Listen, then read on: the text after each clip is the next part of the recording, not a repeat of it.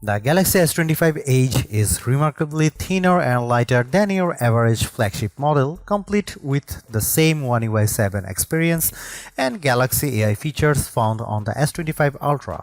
But despite its impressive design, the S25 Edge's biggest shortcoming is its battery life performance. Apart from foldable phones, the designs of today's best phones haven't really changed all that much over the last decade I have been reviewing them. Each iteration has continually produced bigger phones, which seems to satisfy the appetite of what people crave. Samsung's taking a slightly different approach with the Galaxy S25 Edge, and I'm still not sure it's the right strategy. Although the S25 Edge looks very much like any other ordinary slate from the front and back, Samsung's focusing on its thin construction as a big selling point, all while including similar hardware as the S25 Ultra and other flagship models. But at the same time, the $1,099 starting cost of the Galaxy S25 Edge, which makes me wonder if the cost is really worth it, especially when the Galaxy S25 Ultra isn't too far off at $1,299. There is also the Galaxy S25 Plus to consider at $999, which offers nearly the same exact hardware. Samsung certainly does make it hard on me to decide if the Galaxy S25 Edge is worth its cost. A phone this sleek is an engineering marvel on its own and surely deserves a premium cost attached to it, but there are trade-offs that I'll go into detail in the other categories. For $1,099, you get a phone with 256GB of storage. Upgrading to 512GB raises the price of $1,219. There are three color options to choose from: titanium silver, titanium jet black, and titanium icy blue. There's a part of me that wishes for a couple of extra choices, especially considering how a phone of this caliber begs to be naked to show off its best asset. Samsung does make an ultra thin case that doesn't add a whole lot of bulk, but it would be nice just to have a couple of extra colors to choose from. The Galaxy S25 Edge is now available globally with up to $630 off in savings with a qualifying trade-in. I am not entirely blown away by this design, but Samsung still deserves some credit on how the Galaxy S25 Edge is significantly thinner and lighter than any phone on the market right now. It's hard to appreciate the Edge's 5.8mm frame unless I put it side by side against a S25 Ultra or iPhone 16 Pro Max. Despite this engineering achievement, there's a part of me that wishes the S25 Edge were thinner. I know it may seem like I am picky, but I just don't get the sense that its thin construction rivals that of the original Motorola Razr from 2004, or how the iPod Nano showed a tremendous size difference compared to the standard iPod. I just don't have the same impression with the Galaxy S25 Edge over other phones today.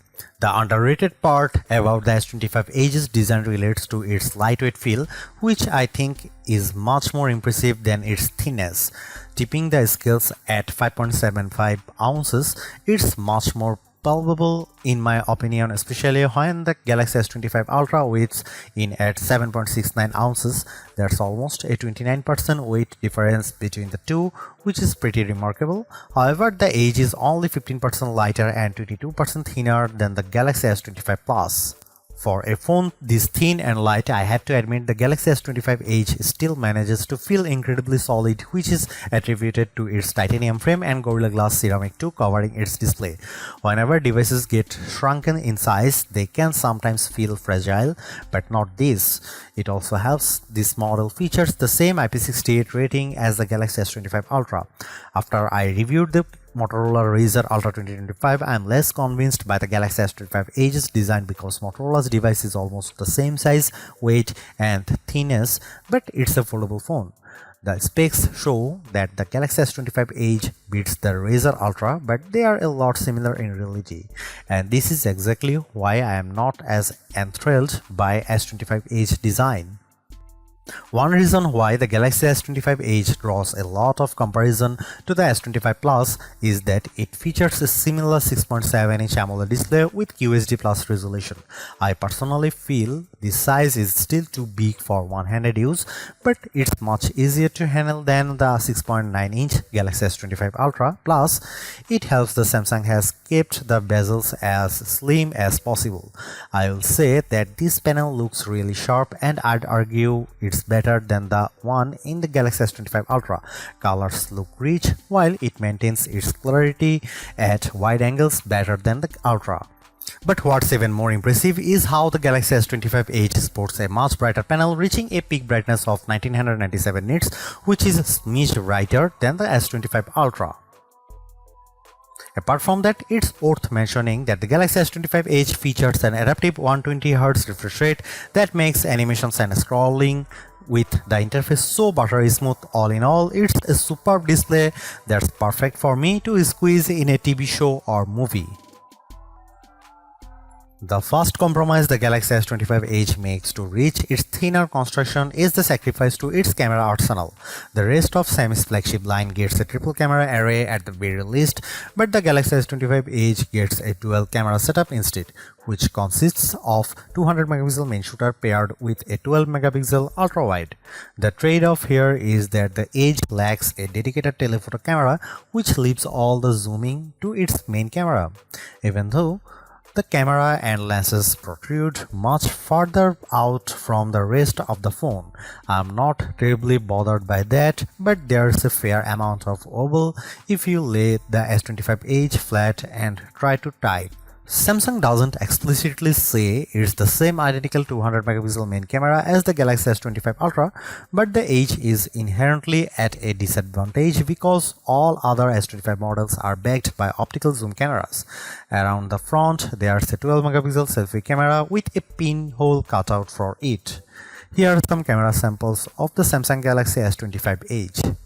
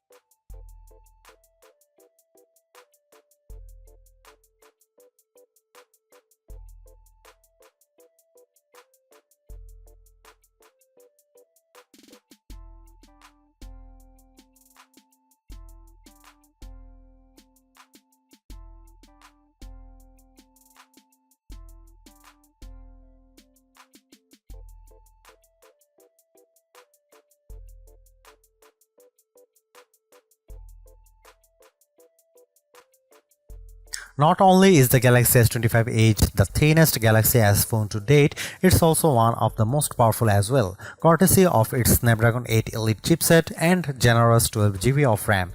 This combo effortlessly handles just about anything you can run on the phone while also juggling multiple apps without having to refresh them. Benchmark scores also validate processing power with average Geekbench 6 single and multi-core scores of 3129 and 9916 respectively for the S25 Edge.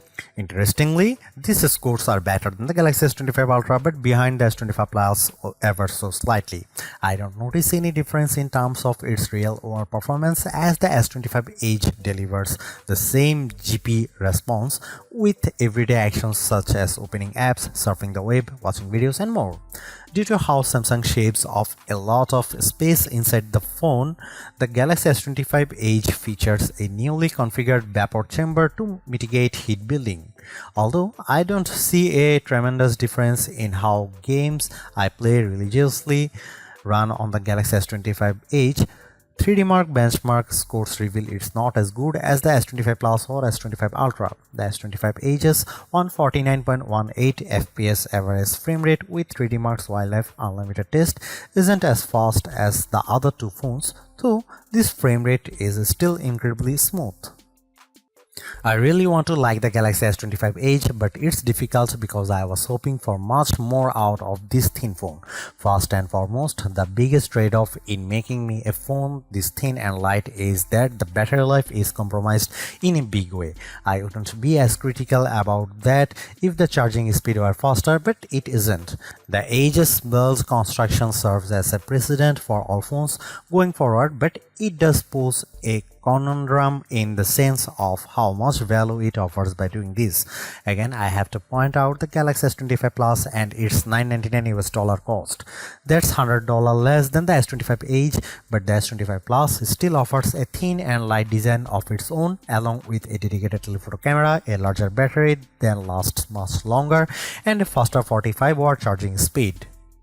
At the same time, I have to include flip-style phones like the Motorola Razr Ultra 2025 into the conversation because it too has a thin design. Sure, it's more expensive at $1,299, but it has double the storage capacity, longer battery life, and a distinct advantage of being a foldable phone. For me, it offers more utility than the Galaxy S25 Edge thanks to its foldable design and outer screen.